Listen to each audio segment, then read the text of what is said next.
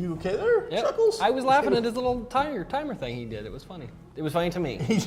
He counted from 5 backwards. Man. No, I did it with the dainty finger movement. Yeah. Oh, I didn't see that. See, plus I wouldn't discriminate against your people for that kind of thing. Anyway. So I'm okay with that.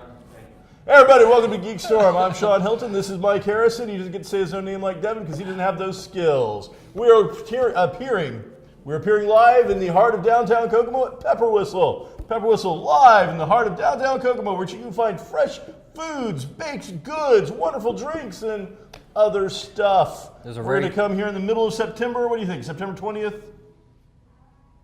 For what? The date, dude. It's the date. What is the date? Today's the 19th. You know what today is? Do you know what today is? Besides being cow. September 19th. Well, tell us, Mike. It is National Talk Like a Pirate Day. So, in honor of that, this is immediately my favorite day, and let me tell you why.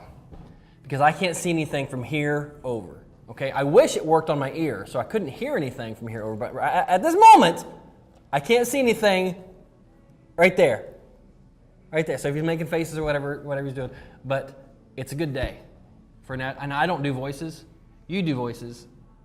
You do. Sean does. If you don't know, if you've never played an RPG with Sean or anything else or spent more than 10 minutes with him, he has one voice, but he uses it for every single character, regardless of race or area of origin. It's kind of a Scottish. No. What is it? At least get it right. Okay, I'm asking. It is a drunken Jamaican Irish pirate. That is my accent. Drunken Jamaican Irish pirate. So he does a voice. I don't do any voices. So national pirate. I've been into pirates lately. I don't know. I just think that I don't know. Has to do with the peg leg? I don't have a peg leg. Oh. And I also did not get any implants, as you said last week. Don't touch. That's assault. Don't touch me. Now, before we went on there, you said I could. No, I didn't. You said absolutely. You said, I've got witnesses. You said. Thank you. I'm gonna have to see the tape on that because I don't think I don't think I said it. Don't touch me. It's bad enough. You're always invading. See people how I am here, and he is like. He wants to be near me, and you know, I find it sad that you are put off by physical proximity. Yours. It's kind of sad. So, in the scheme of geeky things, now that we're past your shtick, is it Scott Glenn or Glenn Scott? It's Scott gonna be Glenn. Stick. Scott Glenn. So straight into Netflix Daredevil news. Scott Glenn, one of an actor, because and this is this is common knowledge. I don't remember names. Sure. I love him. Mm-hmm. He's a great actor. He's been in a lot of things.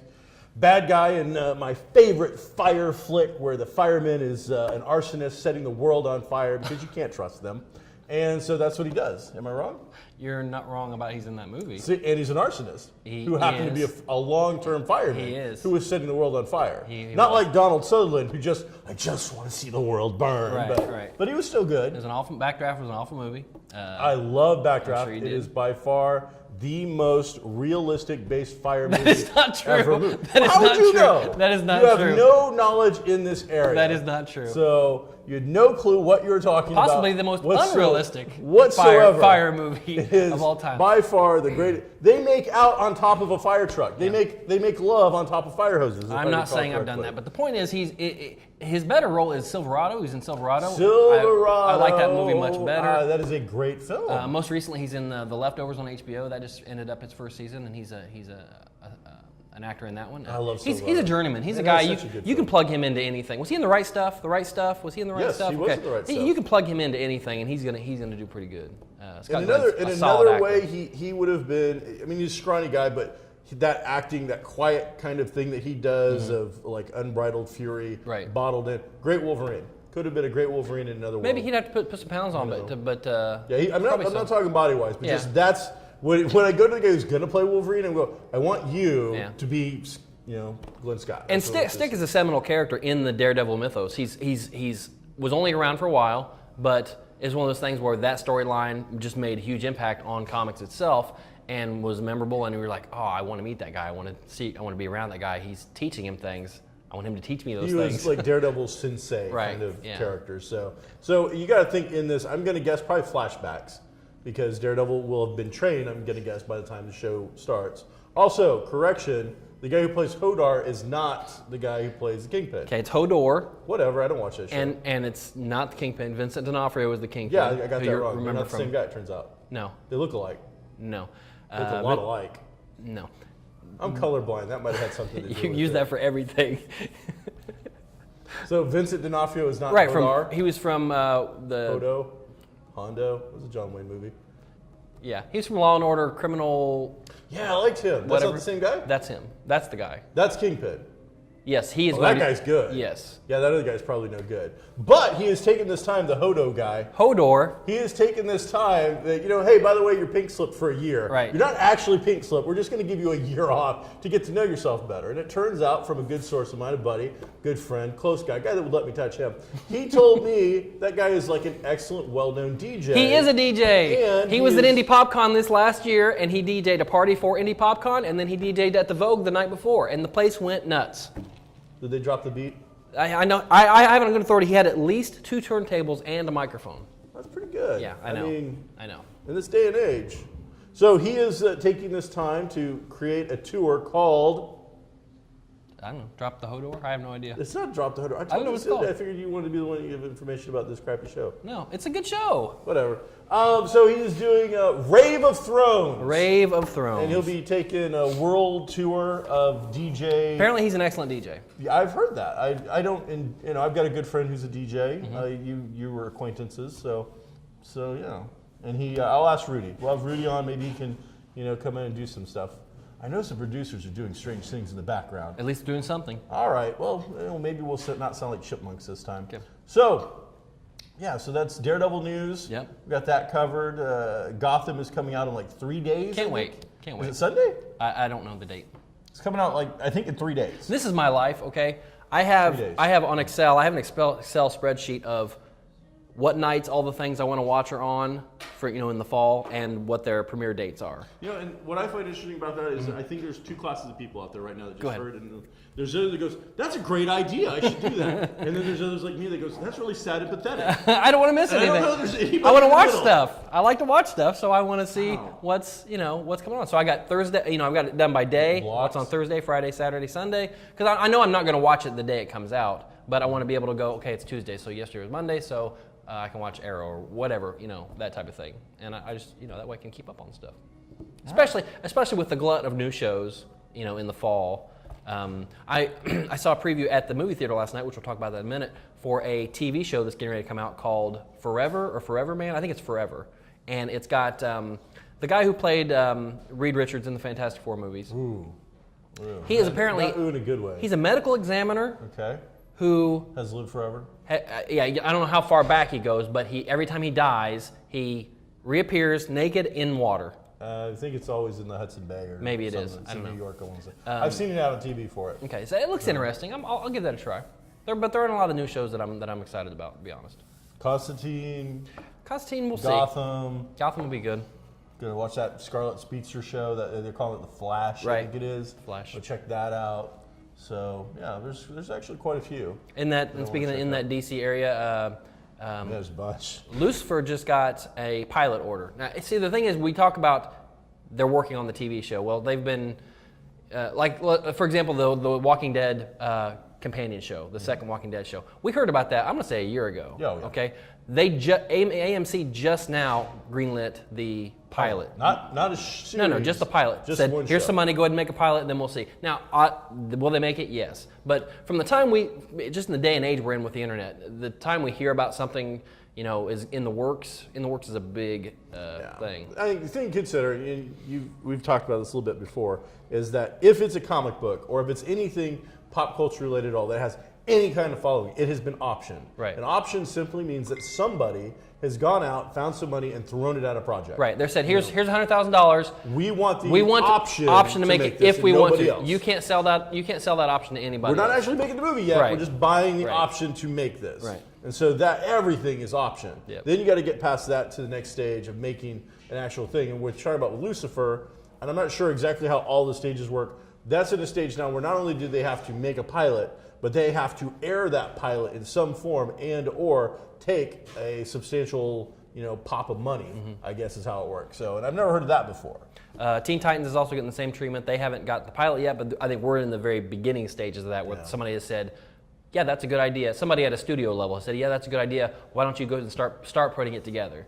So you're at least a year and a half, 2 years away from seeing that on the big screen if you do at all. But that's, it's the, I don't want to say flavor of the month because the superhero genre has become such a juggernaut, but that's what's going on right now. People are throwing money at all these superhero properties. We're going from juggernaut quickly to glut, and that's one of these shows is going to flop and flop horribly. Yeah. And that's not me being negative and wanting it to happen. I want all of them to do well. Right. Owning a comic store, this is great publicity for me. But you can't have Constantine and the Flash and Arrow and Gotham and Teen Titans and Lucifer and iZombie, which I believe is actually coming out, and nobody's talking about that. Right. That's like 5 or 6 shows immediately that we're talking about. I'm going to call this. They're not all going to work, and some of them are going to flop, and some of them are going to lose somebody some money. I'm going to agree with you, and I'm going to call it a new 52 problem because when DC relaunched their comics, 52 new comics. Well, there are not 52 great writers, and there are not 52 great artists. Okay, and that's going to be the same with this glut of superhero, even the movies. The movies and the TV shows where there are going to be showrunners and smaller budgets that are not going to do the material justice, and that's where I think we're going to see some faults. And good shows get canceled all the time. There was that. My wife loved the one about a guy who makes pies that touch people and talking dead people or something. I don't know about that. Pushing Daisies. Okay. Pushing Daisies had a great following. People love that show. Got canceled. Right. Firefly is the one that we'll be able to probably for the rest of our lives point out and go. Huge following. I just saw the Firefly 2015 calendars for sale in a mall.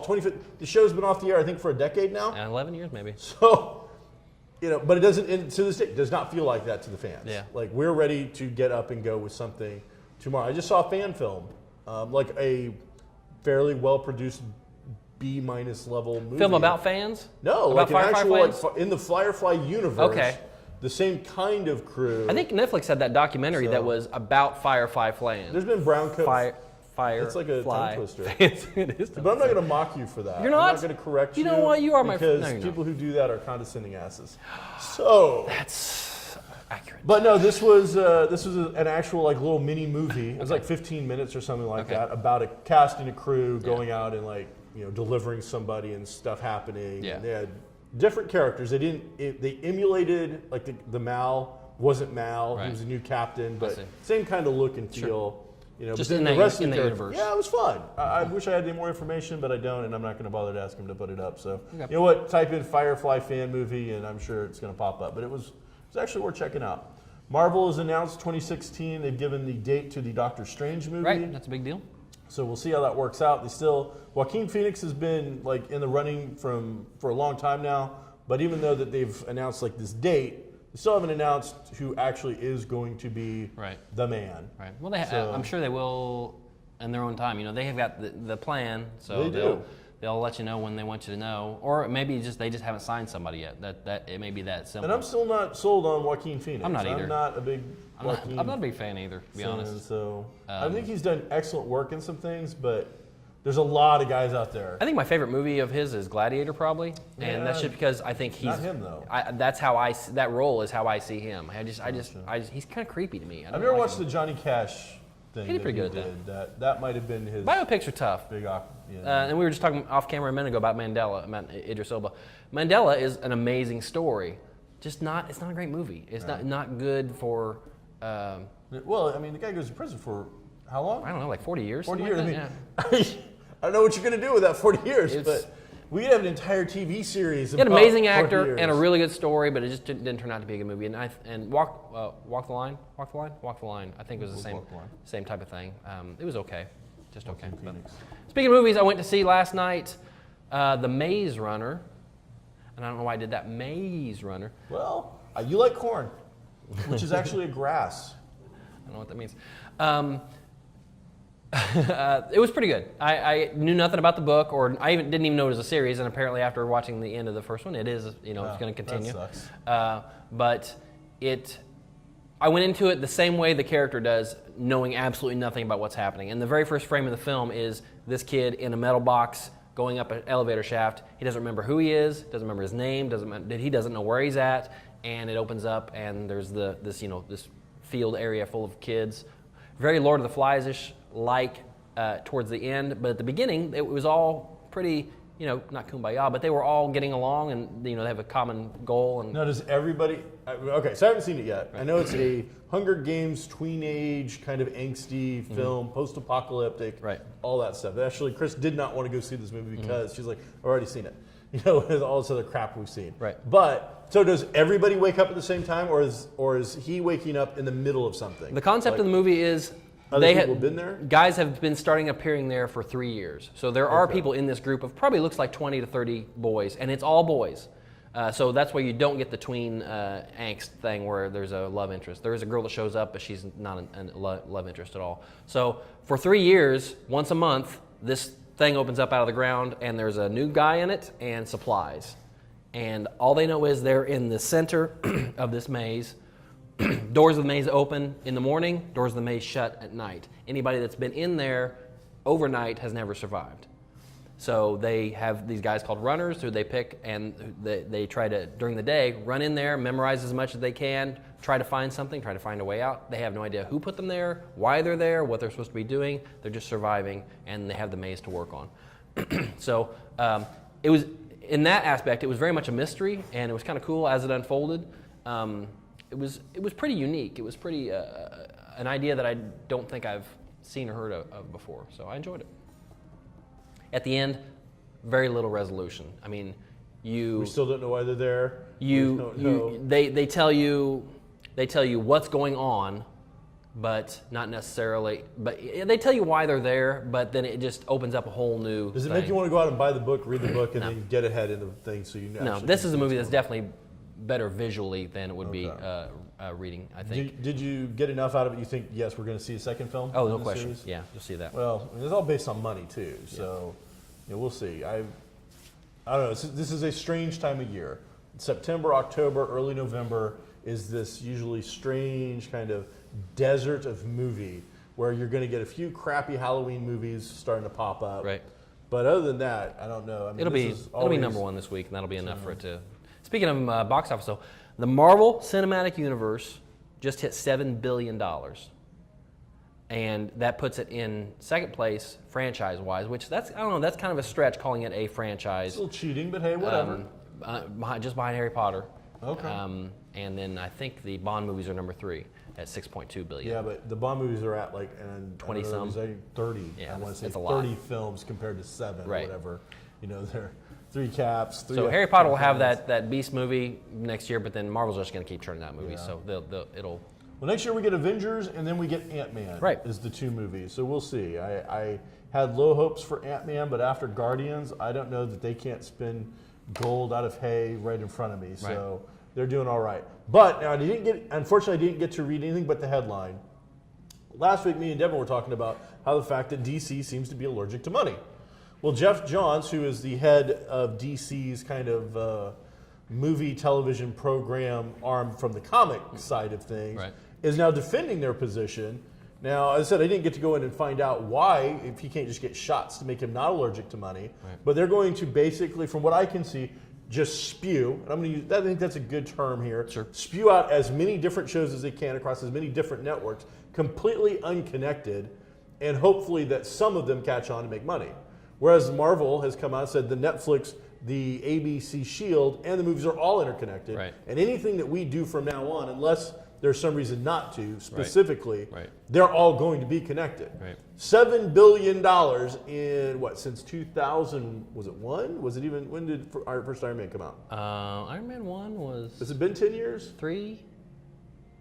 2004? I can't remember. I don't remember. So, in that amount of time, they've gone that far. So I'm just curious as to, again, what Geoff Johns has, what kind of amazing utopian knowledge base that nobody else has, that, yes, this is a good idea. Going for the short money grab is just a bad idea, I think. Now, do they have... I think it's just. I think the problem is they don't want to start everything over. Marvel started not from scratch, but they started with a starting point in Iron Man 1. So I think they don't want to throw out, Man of Steel, which did pretty well at the box office, and it was critically. I enjoyed it. I think it was pretty good. But what would have hurt them to do that? Why not? Because they already did the one Superman movie with Brandon Routh that didn't do incredibly well. Right. But boom, like 5 years later, we relaunched with yet another brand new Superman with a new mythos and a new origin. We look at the Batman franchise. We relaunched it with the Snyder stuff or whatever. Yeah. Zack Snyder? Yep. And those movies did well. But you know what? It doesn't look like that Batman has anything to do with the Batman they're about to unleash again. So at this point, again, looking at what Marvel is doing, knowing how much money, billions. It's pretty ballsy to just go, no, that formula doesn't work for us. Yeah. Seems to work for the competition, that competition has been copying your comics for like 20 years now, but we won't reciprocate. Maybe they'll do it. Maybe they're doing as many little cash grabs as they can. When I say little, I mean millions of dollars, but cash grabs along the way to 10 years from now, starting the whole thing and doing it correctly or doing it the way fans would like to see it. Fans love Green Arrow, okay, and they're probably going to feel the same way about Flash. So not including them in what's going to be the Justice League, I think is a huge mistake. But it doesn't sound like they have any intention of doing it. No, I don't.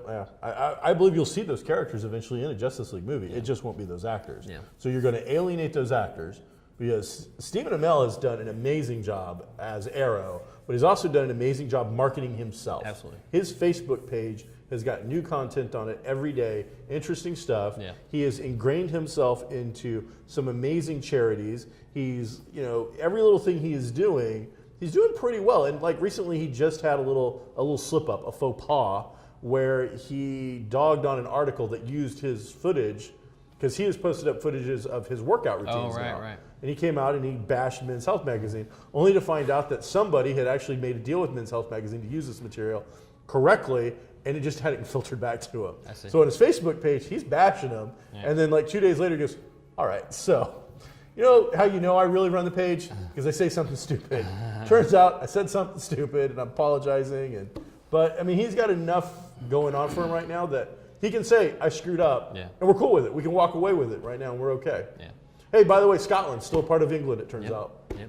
They Did voted, anybody tell Ireland? 55. I actually have not been following what's going on. 55-45. But I'm under the impression it was a vote. Like the people came out and voted whether we still want to be part over of the British Empire. 80% voter turnout. That's amazing. That is a lot. So, well, I mean, when the fate of your entire nation, country is involved, I would hope you'd get off your ass and go vote for that. That's pretty important. They had a lot of incentives to stay. Number one, they had a lot of reasons that they wanted to leave as well. I mean, that's why it was so close. I mean, 45-55 is...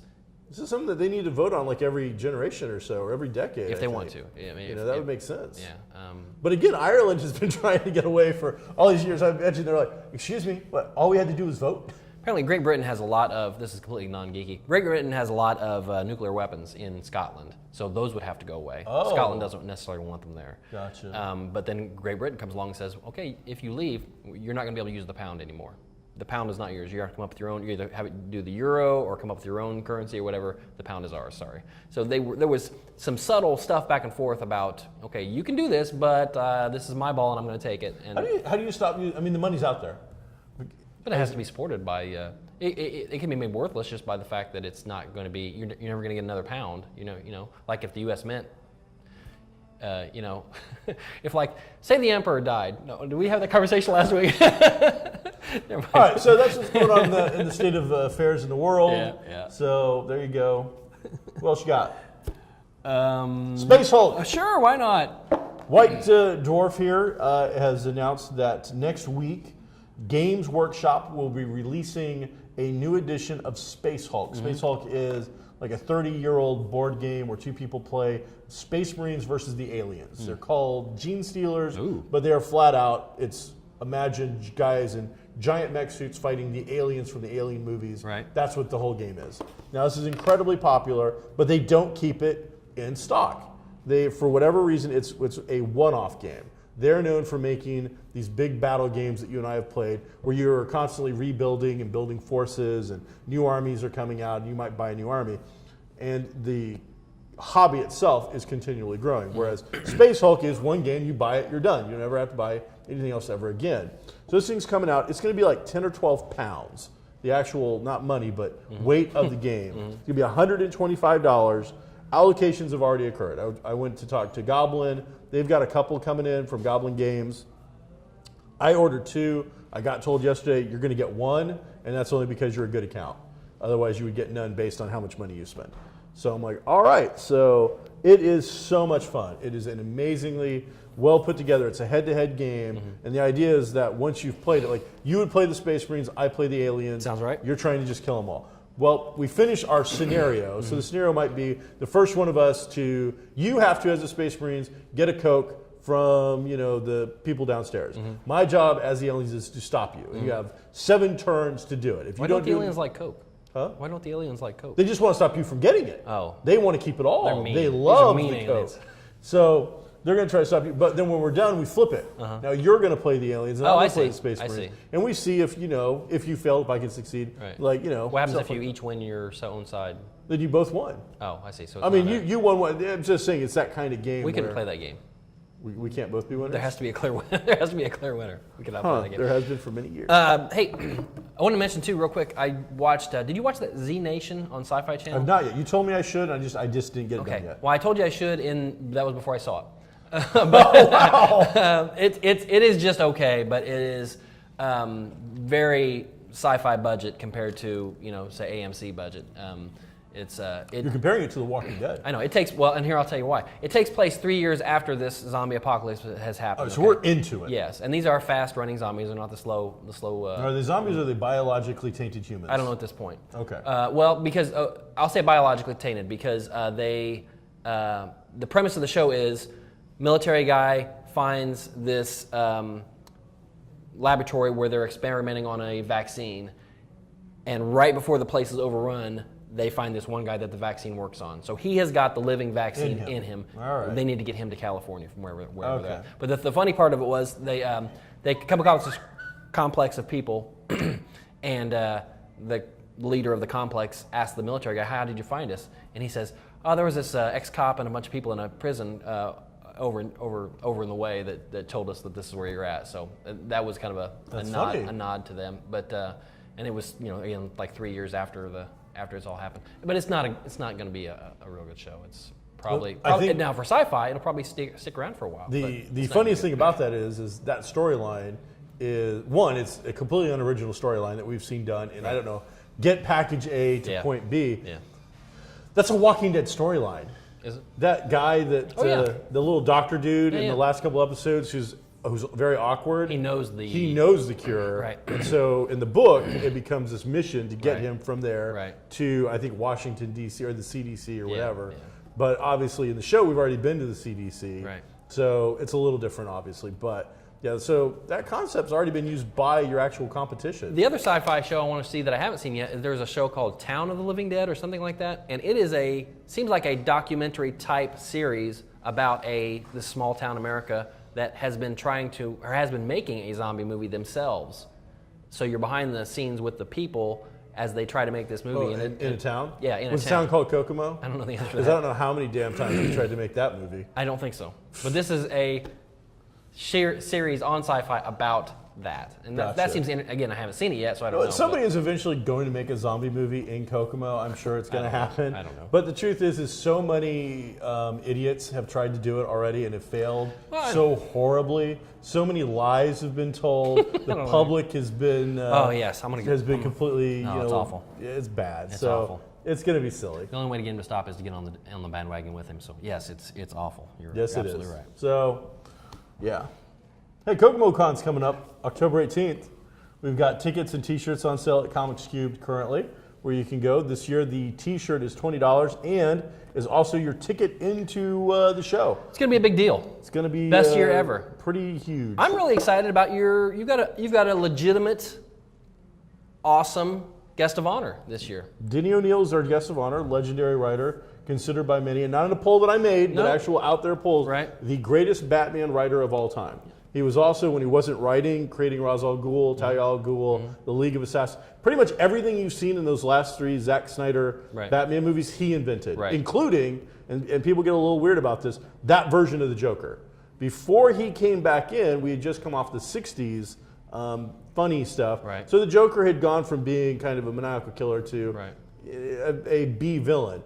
Denny O'Neil's the guy that said, no, he's creepy and scary. He remolded him and created the Joker we know today. And that stems directly from him recreating a character that had kind of been lost. So we've got that coming up, an amazing costume contest, I hope, this year, with $501 in cash prizes, which I don't know that that's the record for Indiana right now, but I don't think so. It's pretty high. That's a lot of money for Coke. It was more than some other big shows had. So all right, well, we're out of time. In fact, we're over time.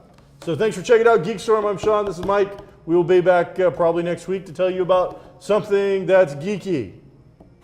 That's all we got, people. Go away.